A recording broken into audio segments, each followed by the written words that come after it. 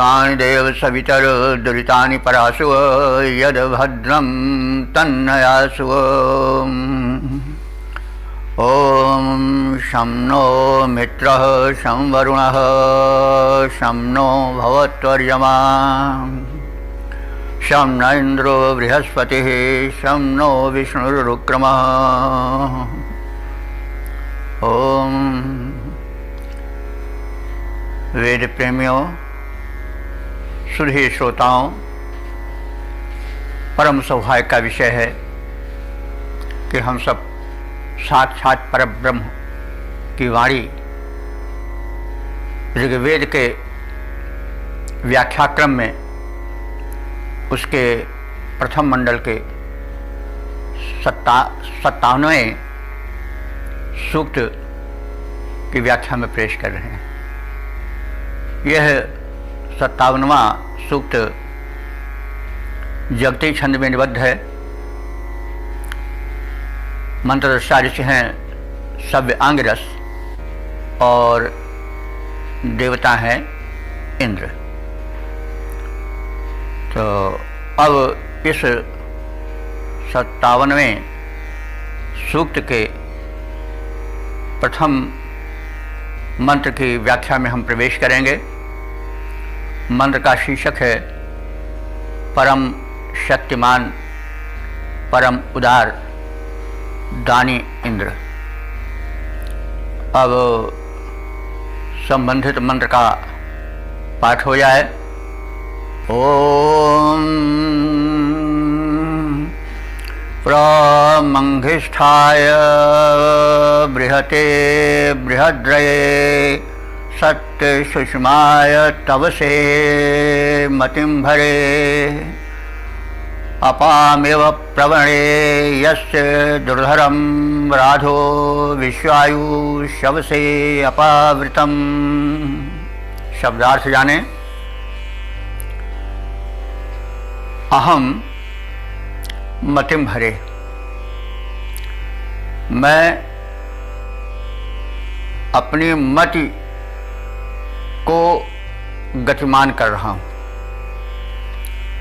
यानी विचार पूर्वक मैं इंद्र की प्रार्थना हेतु अपने विचार को प्रेरित कर रहा हूँ, लगा रहा हूँ।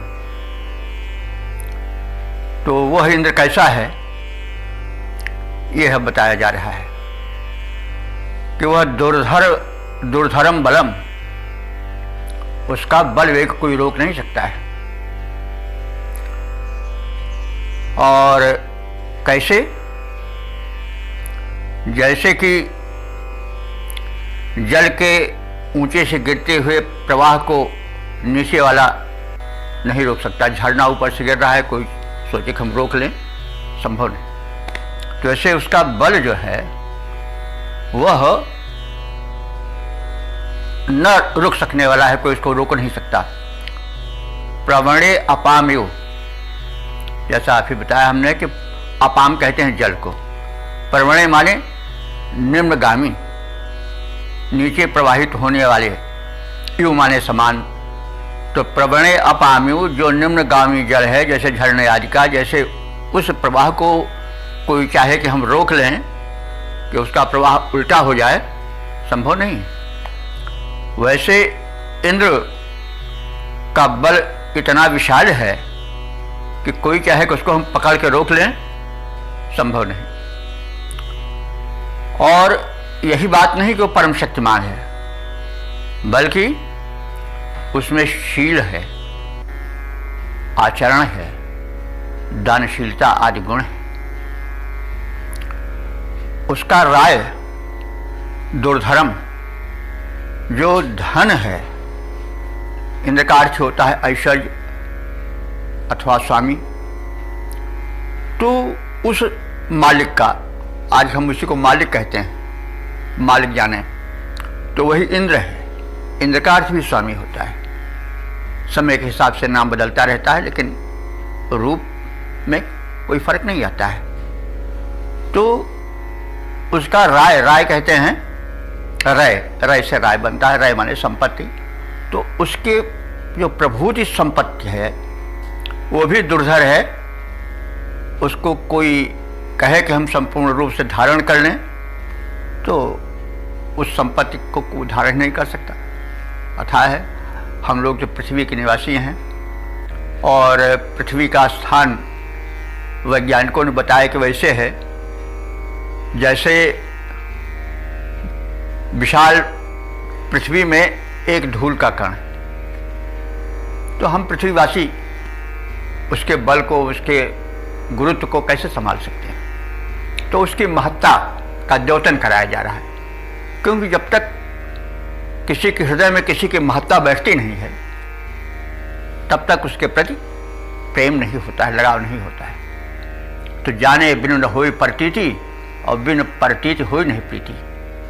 हमें विश्वास कब होता है? जब हम जानते हैं कि इतना धनी है, इतना शक्तिशाली है, इतना पावरफुल है, तभी तो हम उसकी ओर झुकते हैं। नहीं तो विश्वास नहीं हो भाई क्या होंगे, तमाम आदमी आ जा रहे होंगे। तो कहने का तात्पर्य है कि इंद्र जो है इतना बली है कि उसके बल को कोई संभाल नहीं सकता है, इतना समृद्ध है कि उसकी समृद्धि को कोई धारण नहीं कर सकता है, और विश्व आयु अपावृतम। विश्व आयु माने विश्व कहते हैं संपूर्ण, और आयु कहते हैं आयुष्य, अवस्था, यानी अवस्थाधारी जितने प्राणी हैं अथवा मनुष्य हैं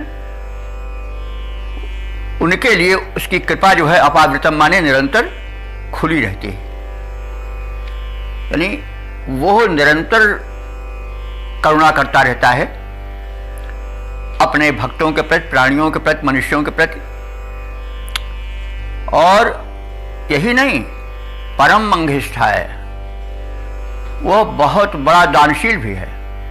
किसी के पास बड़ा धन हो, बड़ा बल हो, लेकिन वो बस अपने ही लिए हो, दूसरे के लिए ना हो तो फिर बेकार, प्रशंसित तो नहीं कहा जा सकता। वो सही रूप से मुख पर कोई चापलूसी भले कर ले, लेकिन वह समाज में तो नहीं प्रशंसा पावेगा। इतिहास तो उसको प्रशंसित नहीं करेगा। इतिहास तो राम के ही बल की प्रशंसा करेगा, रावण के बल की नहीं। तो कहने का तात्पर्य यह है कि इंद्र एक ओर परम बली है, दूसरी ओर परम संपन्न है, और तीसरी ओर परम उदार है। यही देखिए गुण वाल्मीकि जी ने और तुलसीदास जी ने राम में स्थापित किए हैं। राम को तुलसीदास जी ने देखा है कि राम काम सत कोट सुभगतन और दुर्गा कोट अमित अरिमर्दन। बड़े सुशील हैं, बड़े सुंदर हैं, लेकिन यही नहीं, क्रोध आ जाता कालाग्ना सत्सम क्रोधे क्षमया पृथ्वी समा। वाल्मीकि ने भी कहा है कि राम ऐसे हैं कि क्रोध करते हैं तो कालाग्नि बन जाते हैं, भस्म कर देंगे सब, लेकिन क्षमया, जब क्षमा करना हुआ तो पृथ्वी बन जाते हैं। तो पृथ्वी कितना क्षमा करती है, नहीं सब लोग उस पर मल मूत्र सब क्या क्या करते हैं, खोदते हैं, पीटते हैं, काटते हैं, लेकिन वो कभी किसी का विरोध नहीं करती है। हमारे सब पुत्र हैं, करें, कोई बात नहीं। तो ये महापुरुषों की विशेषता होती है कि उनमें विरोधी गुण धर्म सब मिल करके चलते हैं। तो ऋषि कह रहा है कि इंद्र एक ओर परम बलशाली हैं, दूसरी ओर परम समृद्धिशाली हैं, और तीसरी ओर परम दानी हैं। राम में तो यही गुण तुलसीदास जी ने स्थापित किए हैं कि जो संपत्ति 10 माथ अरप कर रावण शिव पह पायो, क्या सही संपदा विभीषण कहा प्रभु सकृत सहित अति दीन हो। तो उस संपदा को बड़े संकोच से दिया, लंका की संपत्ति को कुछ नहीं दे रहे हैं मित्र तुम्हें। तो जो संपत्ति 10 शीश अरप कर रावण शिव पह लीन हो, और सो संपदा विभीषण कहा प्रभु सकुच सहित अति दीन हो। यह वेद के ही इन गुणों को, इंद्र के ही गुणों को हमने एक वाल्मीकि रामायण पर व्यापक उसकी व्याख्या और लेख प्रस्तुत किया है। तो उसमें हमने एक चैप्टर में दिखाया है कि जो इंद्र का गुण है उसी को वाल्मीकि ने राम में स्थापित किया है। और कहा भी गया है कि जो वाल्मीकि रामायण है वो पंचम वेद है। तो कहने का मतलब भी है, तो थोड़ा हम संकेत किया, बहुत अधिक इस विषय में नहीं करेंगे वार्ता। तो इंद्र के व्यापक गुणों का वर्णन किया जा रहा है कि एक और परम शक्तिशाली है, उसके वेग को कोई रोक नहीं सकता। दूसरी वह बहुत समृद्धवान है, उसके समृद्धि का भी कोई लेखा जोखा नहीं है। तीसरी ओर यह है कि सब होते हुए बहुत बड़ा दानी है और सभी मनुष्यों के लिए उसकी तिजोरी खुली रहती है। विश्व आयु अपावृतम, सभी प्राणियों के लिए, मनुष्यों के लिए अपावृतम माने खुली रहती है उसकी तिजोरी, उसकी दानशीलता। तो प्रमंगिष्ठाय यानी वो अत्यंत दानशील है। ऐसे इंद्र के लिए, सब में चतुर्थी है, प्रमंगिष्ठाय उस अत्यंत दानशील के लिए। और बृहते बृहद्रय, बृहते माने व्यापक और बृहत माने भी बड़े, यानी बड़े से बड़े, रय माने संपत्ति, ऐश्वर्य। इंद्र बड़े से बड़े ऐश्वर्य का अधिकारी है। सत्य सुषमाय, वह सच्चे पराक्रम वाला है। सुषम कहते हैं पराक्रम को, और सत्य माने सच्चा, तो उसका पराक्रम सच्चा है, ये नहीं कि केवल दिखावा है। सत्य सुषमाय, ये भी चतुर्थी ही है।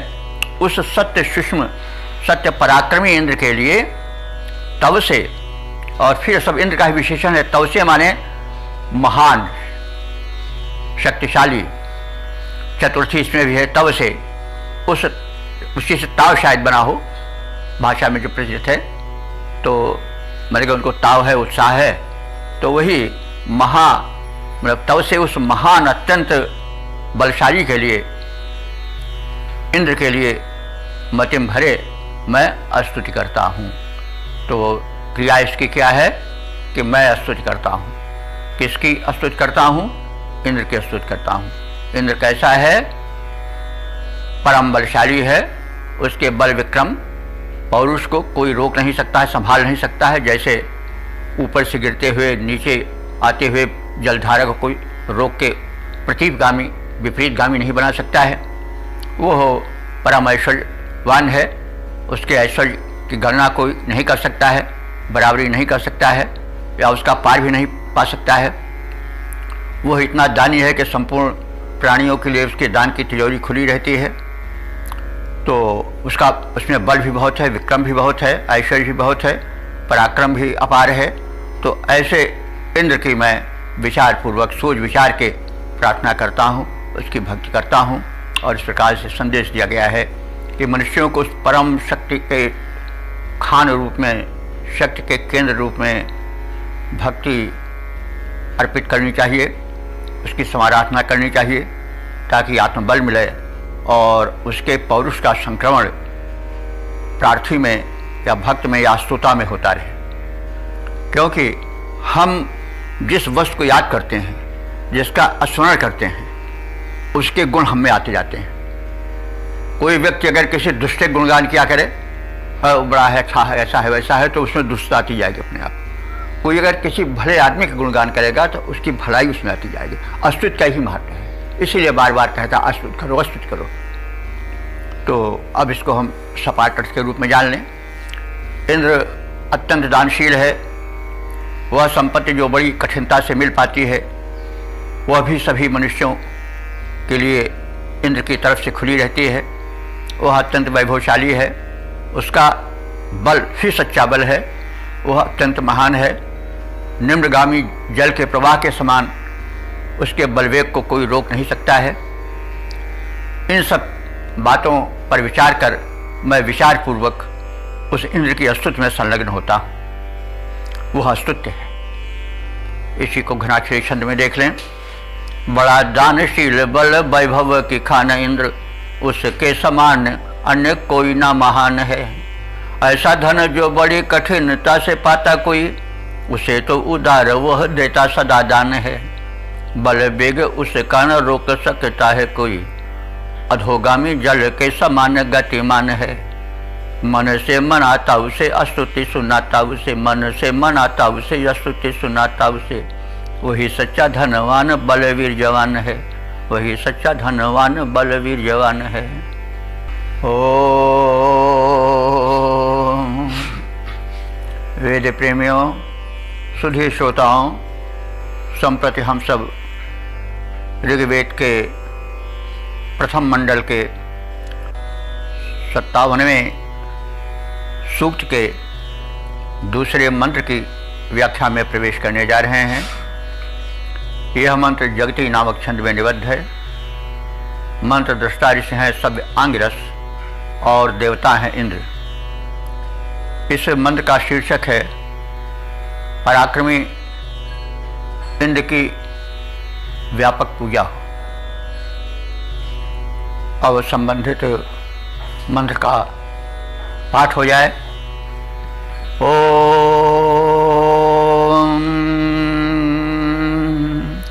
अध ते विश्वमनु हासदिष्टय आपो निम्नेव सवना हविष्मतः यत्पर्वते न समशीत हरियत इंद्रस्य वज्रः स्नथिता हिरण्ययः। शब्दार्थ जाने। यत, यत माने जब, इंद्र से, इंद्र का, स्नथिता, स्नथिता कहते हैं शत्रुहंता। यह है उनके वज्र का विशेषण है। इंद्र का वज्र कैसा है? शत्रुओं का संहार करने वाला है। और कैसा है? हर्यता, हर्यता माने हरण करने वाला है। मन का भी हरण किया जाता है तो वो मनोहर है। और कैसा है? हर्यता माने हरण करने वाला भी होता है, तो मन को हरण कर ले अथवा शत्रु के प्राण का हरण करे, दोनों अर्थ हो सकता है। तो हर्यता है, मन को भी हरण करता है और शत्रुओं के प्राण का भी हरण करता है। और कैसा है? हिरण्य, हिरण्य हमारे सोने का बना हुआ है, सुनहला है, ऐसा वज्र। तो वह वज्र रूप रंग में, शक्ति में तो जैसा कहा गया वैसा है, लेकिन वो कार्य क्या करता है? कमाल का कार्य करता है। पर्वते न,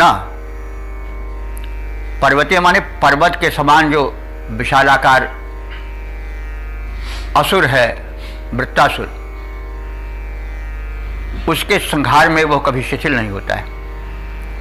पर्वते न, पर्वत के समान भयंकर आकार जो वृत्तासुर है, उसके वध के लिए वह न अशीत, कभी सोता नहीं है, यानी सदैव सजग रहता है। कौन सजग रहता है? इंद्र का वज्र। तो इंद्र सजग है तो उनका वज्र भी सजग है। तो जैसे रामायण में राम का बाण, द्वापर में कृष्ण के हाथ का सुदर्शन चक्र अमोघ रहता था, कोई उसको रोक नहीं पाता था, राम बाण और सुदर्शन चक्र। वैसे ही समझ लीजिए इंद्र का वज्र था। तो इंद्र का वज्र सर्वप्रथम है। हर चीज का अनुकरण भी, उसके आकार की चीजें भी तो बनती हैं। तो इंद्र के हाथ में ऐसा वज्र था कि जिसका प्रहार कोई रोक नहीं सकता है। तो उसी अनुकरण पर बाद में त्रेता में भगवान राम का रूप स्थापित किया वाल्मीकि जी ने कि राम बाण जो है अचूक है, छूटता है तो फिर वो बिना लक्ष्य को पूरा किए लौटता नहीं है। वही बात द्वापर में कृष्ण के हाथ में सुदर्शन चक्र की थी। तो ये तो हम तुलना करते चल रहे हैं, कभी कोई ये न करें कि क्यों इतिहास ला रहे हैं, ये बात ऐसा नहीं होना चाहिए। अर्थ को जो है वो अर्थ बताने वाले को चाहिए कि श्रोता के हृदय तक पहुंच जाए। तो जितनी मेरी शक्ति है उतनी चेष्टा मैं करता हूँ। अब मैं कहाँ तक सफल हो पा रहा हूँ ये तो आप सब जाने। तो अब इंद्र के वज्र की विशेषता बताई गई कि वह मनोहर है और शत्रुओं के प्राण को हरण करने वाला भी है। वह पर्वत के समान लोक के त्रासक जलावरोधी वृत्त को क्षमा नहीं करता है, उस पर प्रहार करने के लिए कभी सोता नहीं है, यानी शिथिल नहीं होता है। तो अध माने तब, इसीलिए विश्वम, विश्वम कहते हैं सारा संसार।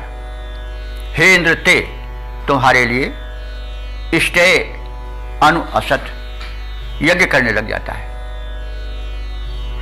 तो तुममें जो ये गुण है, तुम्हारे ब्रज में जो वैशिष्ट्य है, जो अभी कहा गया है, उसके कारण तुम्हारी पूजा होती है। तो बड़ी स्पष्ट बात है कि भाई पहले डिजर्व देन डिजायर, ये संदेश है। पहले अपने में डिजर्व, उस योग्य तो बनाओ, तो इच्छा करो। तो ये तो संदेश है। तो इंद्र की पूजा किस लिए होती है? उसके कथित गुणों के कारण होती है। तो उसके लिए इष्ट कहते हैं, इष्ट यज्ञ के लिए। चतुर्थी है अनु असत, सभी लोग उसके लिए यज्ञ करने लग जाते हैं। यज्ञ से देवता बढ़ते हैं, ये तो आप सब जानते हैं। गीता में भी कहा गया है कि यज्ञ ऐसा साधन है जिससे देवता बढ़ते हैं, विकसित होते हैं, और देवता यज्ञ करने वालों को बढ़ाते हैं। तो यह संबंध बना रहे। तो यज्ञ से देवता बढ़ते हैं, देवता बढ़तेंगे। जैसे हमने या किसी ने यज्ञ किया, उसका धूम फैला चारों ओर।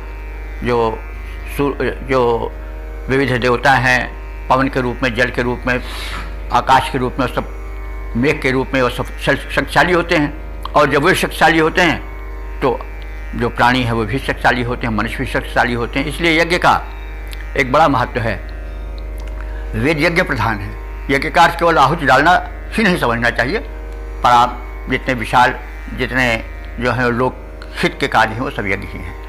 तो यज्ञ का एक साक्षात लाभ तो हुई होता है, जो उससे धूम उठता है वो बड़ा कल्याणकारी होता है। वातावरण के प्रदूषण को हरण करता है, साथ ही साथ वो मंगल और स्वास्थ्य आदि को भी विस्तृत करता है। अच्छा, तो अब इसमें ये कहा गया कि जब इंद्र ने के पराक्रम को धरतीवासियों ने देखा तो उसके प्रति वे आकृष्ट हुए, और फिर सब के सब उसके लिए यज्ञ करने लगे, पूजा का विधान करने लगे। और आपह निम्ना इव, और जिस प्रकार से आप कहते हैं जल को, आप जल, निम्ना इव माने जैसे जल बड़े वेग से नीचे की ओर दौड़ता है, जैसा हम नदियों वाद का देखते हैं, वैसे ही भक्तों की पूजा, भक्तों का यज्ञ का उपक्रम हविष्मतः, जो हवि प्रदान करते हैं, अर्थात जो यज्ञ द्वारा इंद्र का पूजन करते हैं। और सवना माने जो उसमें सवन होता है, जैसे आप सब जानते हैं 3 सवन होता है, प्रातःकाल यज्ञ और मध्याह्न काल यज्ञ और सायंकाल यज्ञ। ये 3 सवन है, इसमें सोमरस निचोड़ा जाता है और देवता को प्रदान किया जाता है। तो ये 3 सवन होते हैं यज्ञ के, प्रातः, मध्याह्न और सायं के। तो इन तीनों सवनों में जो हविष्मता है, यज्ञ करता है, वे हव्य इंद्र के लिए डालने लगते हैं, यज्ञ करने लगते हैं।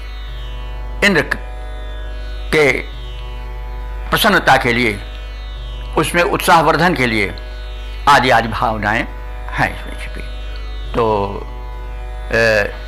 हम इसका भावार्थ जान लें एक सपाट अर्थ के रूप में। जब इंद्र का शत्रुघ्नता सुंदर सुनहरा वज्र मेघरूप वृत्त के बध में कभी शिथिल नहीं पड़ा, तब हे इंद्रदेव, सारा संसार आपके लिए यज्ञ कर्मों में संलग्न हो गया। धारा प्रवाह जल की भांति समर्पित सोम आपकी ओर प्रवाहित होने लगे। यानी सोमरस आपको परम प्रिय है, सोमरस युक्त यज्ञ प्रारंभ हो गया। तो संदेश ये है कि जब व्यक्ति लोकोपकार में अपने को लगा देगा, उसकी शक्ति लोक रक्षण में, लोक विकास में लगेंगी, तो पूजा तो अपने आप पावेगा। यह संदेश है उन इंद्रों के लिए जो सत्ताध पर बैठे हुए हैं, अथवा अन्य किसी मनुष्य के लिए जो उत्कर्ष चाहता है, जो संसार में कीर्ति चाहता है, जो यश चाहता है, उसको पहले शुभ काम करना चाहिए, महत्वपूर्ण काम करना चाहिए, तो फिर पूजा तो मिलेगी। अब इसका हम छंदोबद्ध रूप देख लें। सच्चे लोक हितैषी हो तुम, अरे इंद्र भगवान, भक्तों के हित समुद्यत रहता तेरा ध्यान। वज्र तुम्हारा परम सुशोभन, स्वर्णिम अति छविवान, वृत्त हनन में शिथिल न पड़ता, अरिहंता बलवान इसे देख संलग्न यज्ञ में हो जाता जग सारा। इसे देख संलग्न यज्ञ में हो जाता जग सारा। बहने लग जाती है जल सम सोम स्वरस की धारा। तेरे हेतु समर्पित होता जन का कर्म विधान। सच्चे लोक हितैषी हो तुम, अरे इंद्र भगवान। भक्तों के हित हेतु समुद्यत रहता तेरा ध्यान। ओ वेद प्रेमियों सुधी श्रोताओं, संप्रति हम सब ऋग्वेद के प्रथम मंडल के 57वें सूक्त के तीसरे मंत्र की व्याख्या में प्रवेश करने जा रहे हैं। यह मंत्र जगती नामक छंद में निबद्ध है। मंत्र दशारिष हैं सव्य आंगिरस और देवता हैं इंद्र। शीर्षक है उषा देवी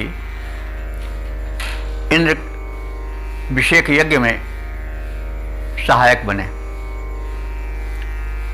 अब संबंधित मंत्र का पाठ हो जाए। ओम अस्मै भीमाय नमसा समध्वर उषो न शुभ्र आभरा पनीयसे यस्य धाम शवसे नामो नामेन्द्रियं ज्योतिरकारी हरितो नायसे। ओम अस्मै भीमाय नमसा समध्वर उषो न शुभ्र आभरा पनीयसे यस्य धाम शवसे नामेन्द्रियं ज्योतिरकारी हरितो नायसे। शब्दार्थ जाने। शुभ्र उषा, हे दीप्तिमान उज्ज्वल प्रकाश लाने वाली उषा देवी। यश, यश माने जिसकी, जिसकी से मतलब हुआ जिस इंद्र की। धाम माने तेज। वैसे धाम का अर्थ भवन भी होता है, लेकिन धाम का अर्थ जो है वो तेज भी होता है। यहाँ पर धाम का अर्थ तेज के लिए ही उपयुक्त है। तो हे उषा देवी, जिस इंद्र का तेज नाम माने नामी है, जगत प्रसिद्ध है, विश्व विख्यात है। इंद्रियम ज्योति, और इंद्र की जो ज्योति है, तेज है, वह शवसे, शवसे माने शव शब्द होता है, चतुर्थी एक वचन है। तो शव माने यश भी होता है, श्रव माने अन्न भी होता है। तो शव से माने अन्न के लिए अथवा यश के लिए। हरितः न, हरित कहते हैं घोड़े को। हरित माने हरा रंग भी होता है, लेकिन हरित माने घोड़ा भी होता है। घोड़े को हरित क्यों कहा जाता है? हरत पंथानम इति हरि। घोड़ा इतना तेज दौड़ता है, समझ पड़ रहा है कि रास्ते को हरण ही कर लेगा, समाप्त ही कर देगा। तो उसके वेग के कारण उसको हरि नाम दिया गया है। तो हरि के तमाम हैं। भगवान को हरि कहा जाता है। हरति पापानित हरि या हरत कष्टानित हरि। सूर्य को भी हरि कहा जाता है, क्योंकि हरति तमः इति हरि। शेर को भी हरि कहा जाता है, क्योंकि हरति प्राणानित हरि।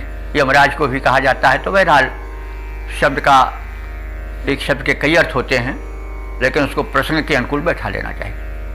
यहाँ पर हरित का अर्थ घोड़ा है, तो अश्व है जो बहुत वेग से दौड़ता है, इसीलिए उसको हरि कहा जाता है।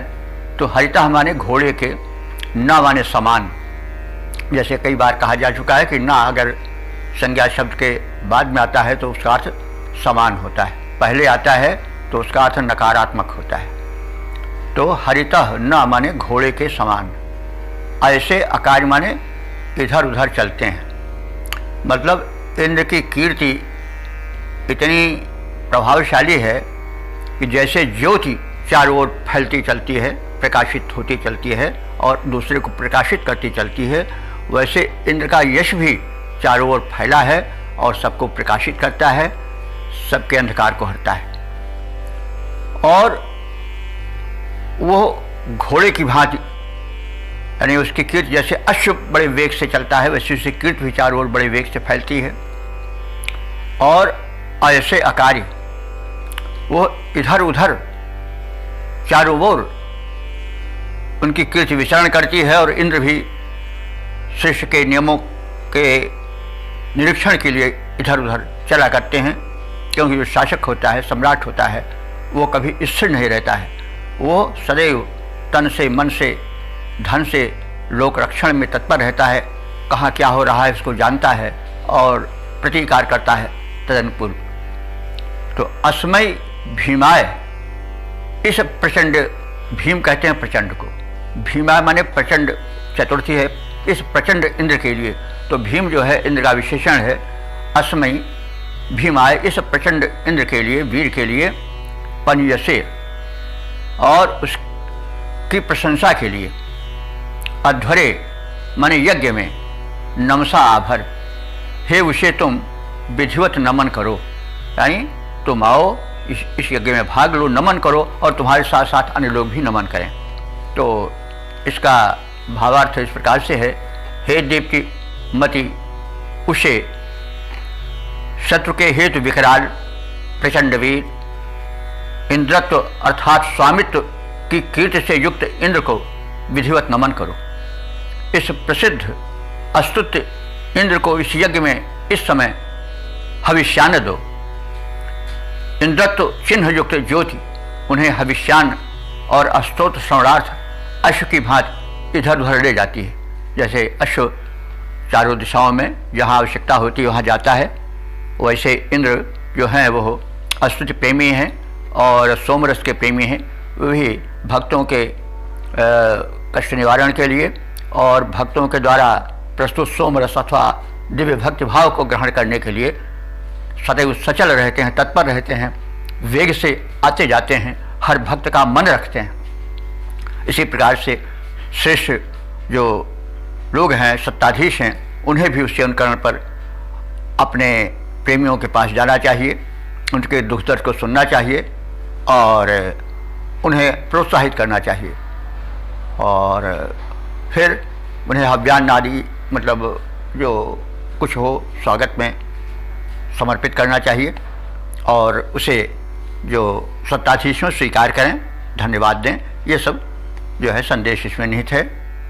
तो इसका जो है छंदोबद्ध रूप देख लें। दीप्तिमती वुषे, दीप्तिमती वुषे अब इंद्र को नमन करो, दीप्तिमती उसे अब इंद्र को नमन करो, वे प्रचंड वीर शत्रु हेतु विकराल हैं। ऐश्वर्य की ज्योति उन्हें करती प्रकाशित है, तो भी प्रेम हविष्यान से उन्हें विशाल है, तो भी प्रेम हविष्यान से उन्हें विशाल है। वेद मंत्र पाठ पर, वेद मंत्र पाठ पर प्रीति उनकी अनन्य, स्तुति श्रवण करता उन्हें निहाल है, स्तुति श्रवण करता उन्हें निहाल है। अन्नदान और यशोगान अश्व के समान, पहुँचाते उन्हें चारों ओर तत्काल हैं। अन्नदान और यशोगान अश्व के समान, पहुँचाते उन्हें चारों ओर तत्काल हैं।